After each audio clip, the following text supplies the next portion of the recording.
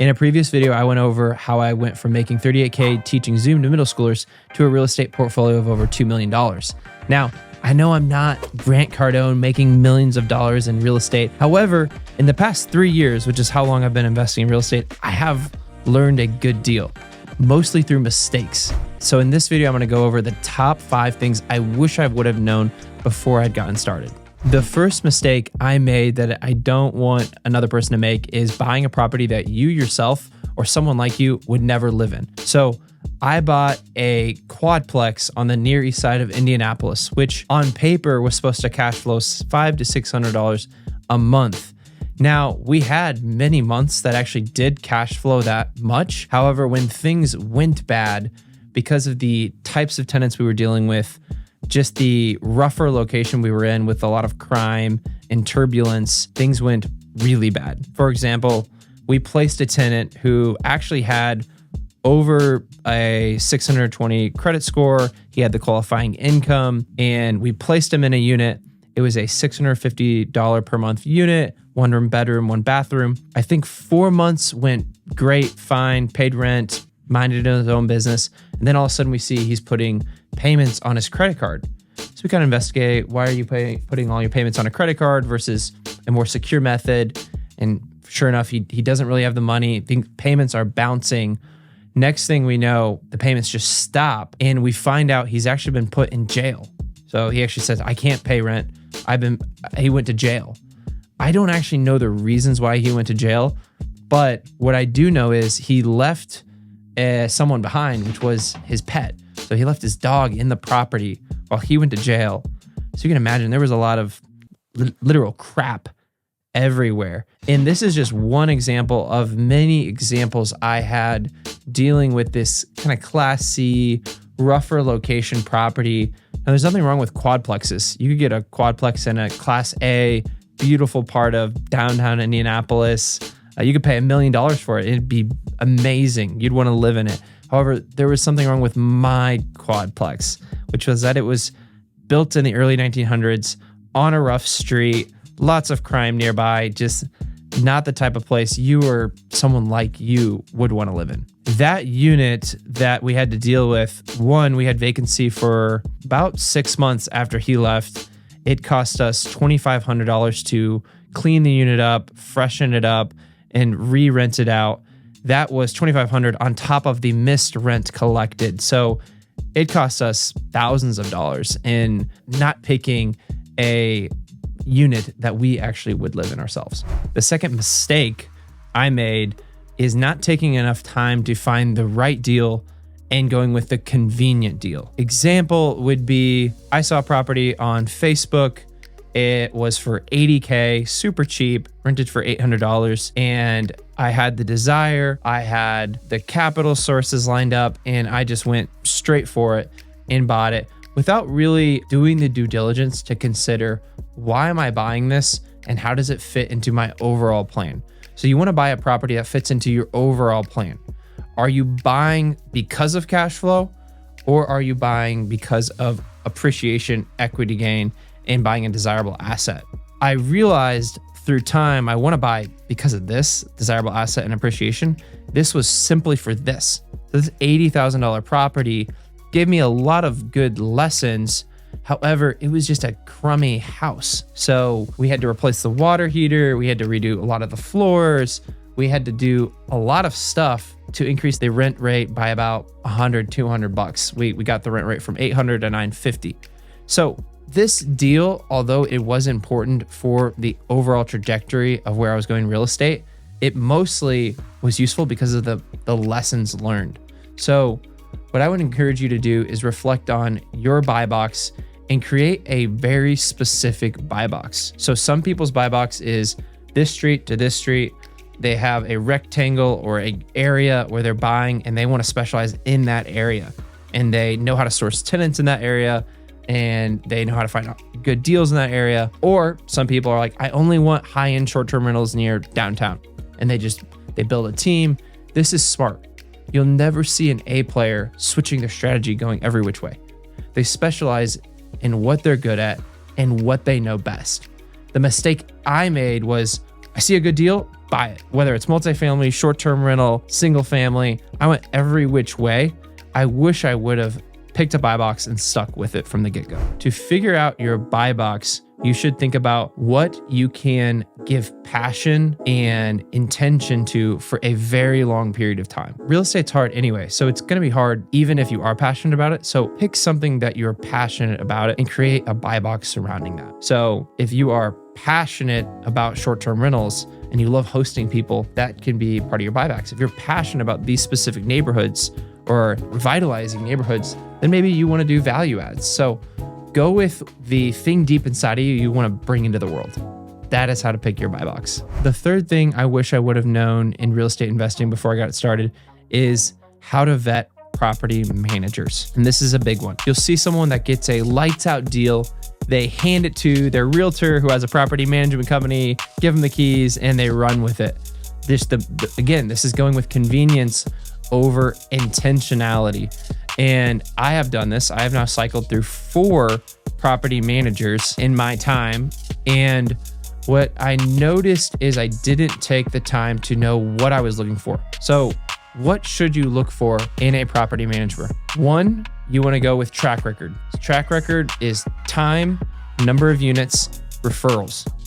You need to get referrals from the property manager, but ideally from other people who have worked with them that the property manager didn't feed you their number.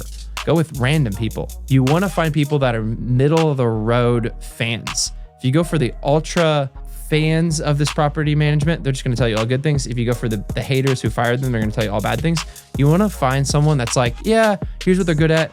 Here's what they're not good at, and find their weakness. The next thing is interview the property manager and ask them, what are your fees? Specifically, do you have any hidden fees, or do you charge for maintenance? Do you have a renewal fee? What is your management fee? Most property managers in Indianapolis are 10%. However, there are some that have unique structures. So ask them the types of units they're looking for.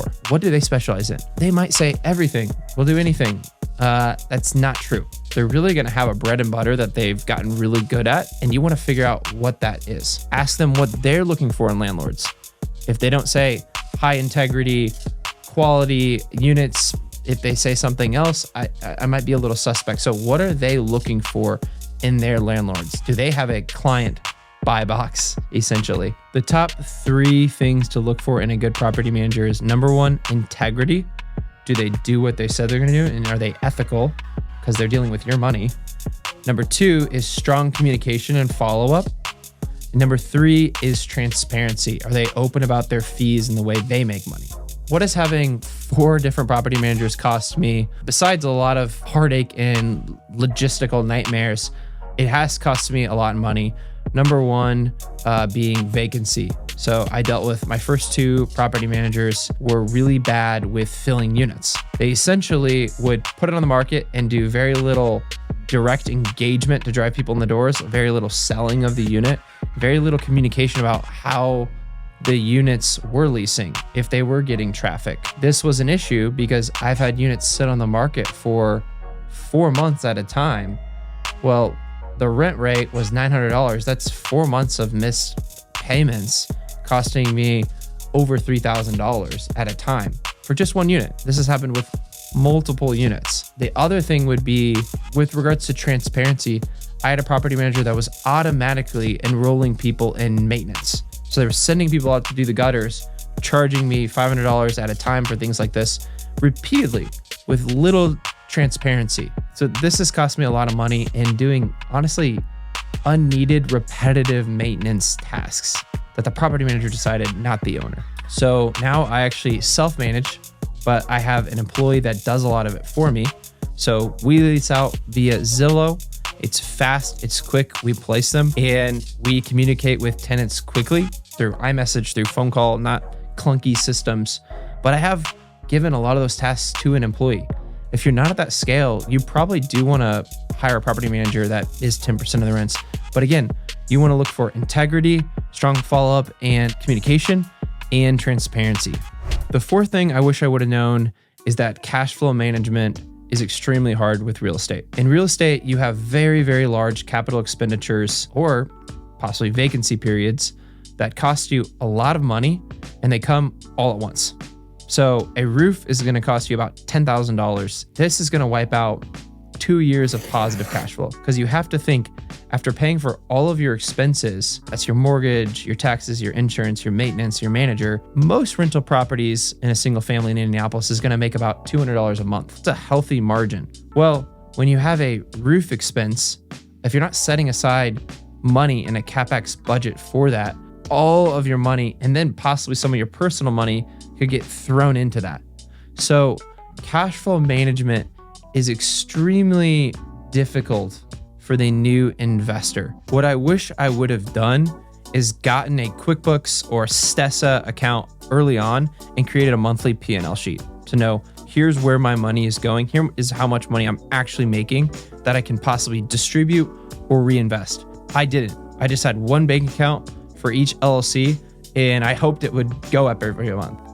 And some months it went up and some months it went down, and I had no clue as to why it was going up or down. So number one is get a software that can track your expenses and create a P&L sheet. Number two is make sure you are actually setting aside capital expenditure reserves. My rule is each unit should have about $10,000 set aside for capital expenditures. You have to think every 5 to 7 years, you're gonna need new appliances, or you're gonna have a new water heater, new furnace, new AC unit. All these things cost a lot of money, and you need to set aside adequate reserves to purchase those things. Here's where I see a lot of real estate investors struggle, including myself, which is on a regular month, they probably are putting away money, $200, $300 a month. However, they really struggle when they have tenant turns or large projects that are wiping away a lot of cash. I have experienced this on every tenant that stayed 2 or more years. I'm spending over $3,000 to turn. When I look at what I made on that unit in the last, say, 2 years or however long that tenant was staying, it was about that much.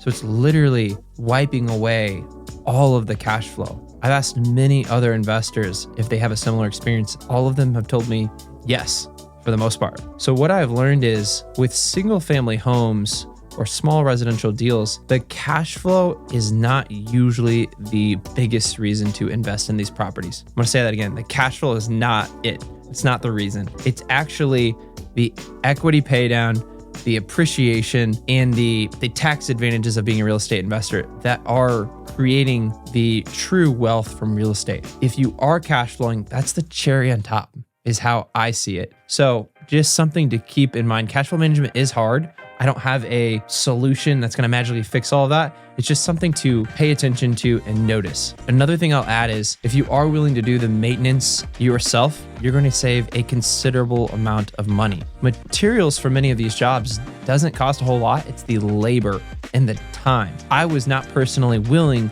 to go change out a toilet or install the new thermostat or do whatever because I was making more money in other avenues of my life. You may be young or frankly not making a lot of money outside of real estate, and it may be worth your time to go visit the property and do the maintenance, do the renovations. If so, you'll make more in the cash flow because that won't be a line item on your expenses that you have to pay. The fifth thing I wish I would have known before I gotten started in real estate investing is that you need reasons outside of just the financial reasons that you're investing. So at a high level, real estate investing is providing housing. It may be long-term housing, it may be short-term housing, but you're providing a home for real people. If that doesn't give you any passion, joy, anything, then I would highly consider if this is the right avenue of investing for you, or if perhaps you should just invest in businesses or stocks or some other avenue, because we're dealing with people and people are really messy. So the story I have is with regards to short-term rentals. A lot of people, most people in fact in real estate say, oh, I want an Airbnb. It's sexy. Airbnb, they have a good brand. It's cool to have a sleek, staged property. Airbnb investing is one of the most hands-on, high-touch avenues of real estate investing there possibly could be. And here's why. Every holiday, big event, and weekends, they need help. And you're at the mercy of their reviews and ratings. So if you do not respond quickly and urgently with good customer service, they're going to slap you with a 4-star review, which is essentially a 1-star review, effectively. it's going to demote you on the algorithm. So I was literally at the Indy 500 and I see a text saying, hey, there's black goop coming out from the bathroom drains. I had a sewer backup the day of the Indy 500. They're paying $2,500 to stay in this unit for 4 days or 3 or 4 days, whatever it was. I had to race over there, figure out what was going on, hire a plumber, address it, give them all their money back. This is not fun. But what I'm getting to is what lights me up is hosting people in my city. Even if that means I might have a bad day or an annoying disturbance from it, I love hosting people in my city. I want to tell them about where to go eat, what to do. I love the staging component. If you don't have that with real estate investing and you're just doing it because you want to make a quick buck or it sounds sexy, really you need to forget about it. It's probably honestly not for you. But with that, there's not a one size fits all. Airbnb investing is not for everyone. However, you may actually like providing low-income housing through Section 8. You may like providing housing for refugees. I have an organization in Indianapolis that I help people. You may like renovating houses and rehabilitating broken down, terrible properties and giving new life to them. I can guarantee if you're interested in real estate investing, there probably is an avenue that gives you life, but pick an avenue that gives you life, that fulfills a greater purpose than just making money. Otherwise, on those bad days, on those turbulent, tough times and seasons in real estate investing, you will call it quits and you will not continue. You'll be done. These are just 5 mistakes that I've made that I want you to avoid to save you time, energy, and money. If you're interested in investing in yourself, but also in real estate and making an impact in your community, hit the subscribe. There'll be more content talking about all sorts of stuff that we're talking about now.